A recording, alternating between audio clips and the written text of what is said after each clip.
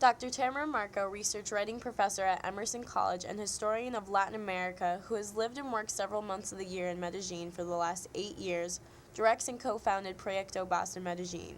She designed her research writing class to focus on the process of grant writing to help sponsor 9 young emerging Colombian artists and 3 faculty to come to Boston to spread peace through an exhibition of their artwork.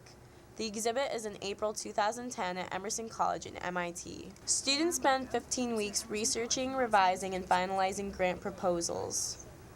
It's really research intensive. There's a lot of time that goes into it.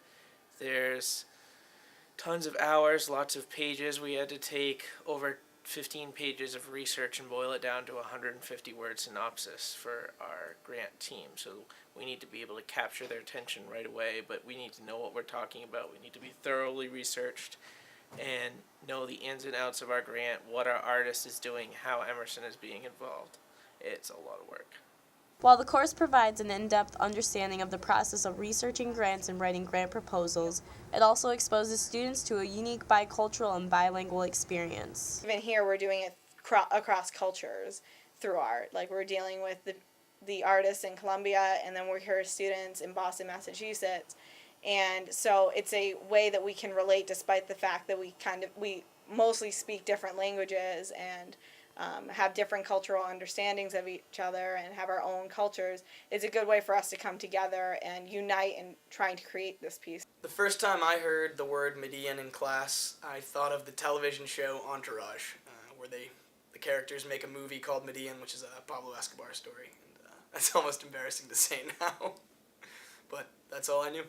The first day of class, I never heard of Medellin, and I was unaware that it was a place, and I thought it was a Japanese relaxation technique. Drugs and drug cartels and drug running, about violence, Pablo Escobar, and that's pretty much all I thought was, you go to that city, you're in trouble, you better run for your life.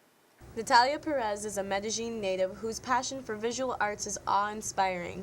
Her paintings, drawings, and photography is influenced by well-known directors Spike Jonze, Wes Anderson, Federico Fellini, Martin Scorsese, as well as Disney and Pixar films. Estefany Vasquez studied to become a nurse, but has had a passion for art and photography since she was a little girl. She's in cohorts with Natalia in their project entitled Workers of Medellin, Everyday Life. Clara Mojica is an animator, video artist, and photographer. She has experience in everything from directing to production, and she has grown closer to her city and its inhabitants through working on the documentary entitled What Stories Does Medellin Tell? Urban Narratives of Homeless Residents of Juanin. Juan Pablo Soto Posada is an ambitious individual who has a vision for the future. He has developed exemplary skills in such programs as Adobe Photoshop, Adobe Illustrator, Flash, as well as other photo editing software. He believes that with these skills, he can communicate his thoughts and ideas more fully to the public. As a child in Medellin, Cesar Augusto Munoz Toro is well developed in various techniques such as drawing with charcoal, painting with watercolors and oils, and graphic expression.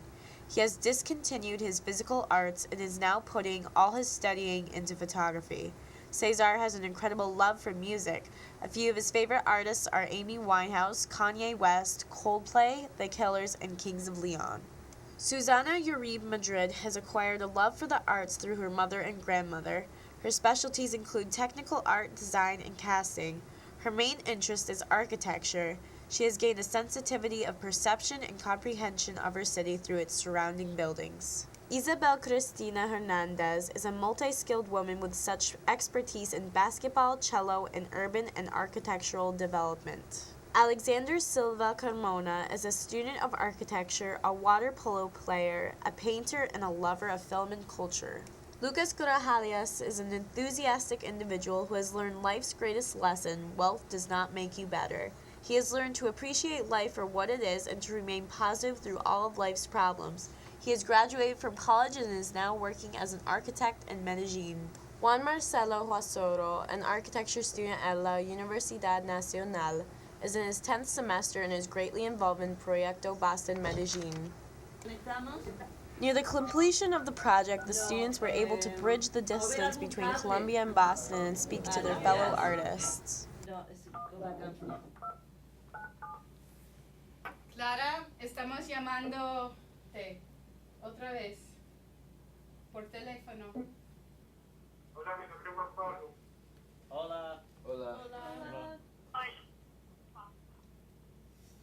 Hola, yo soy Alex. Hola. Hola, hola, hola, Alex. Hola, soy Natalia.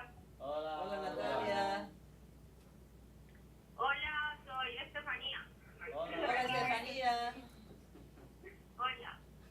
Hola, soy César. After working on Proyecto Basta Medellin, students leave research writing with a newfound respect and perspective toward Medellin and Colombia. Now I definitely think of progress and just passion, like with the people that the artists that we've worked with, and from reading like the letters from like the mayor to National Geographic about Medellin. There's just so much passion and love for the city that has gotten such a bad rep in the media, and so you really just see how dedicated they are to the progress, and I think it's a really interesting and fascinating thing. More so now, I think we've been educated to think about the process of helping Medellin and taking steps to aid their movement forward. They're coming out of a lot of trouble, a lot of rough times, a lot of drugs, a lot of violence, but I think that we all need to overlook that, and the point is to move past it and help them move past it.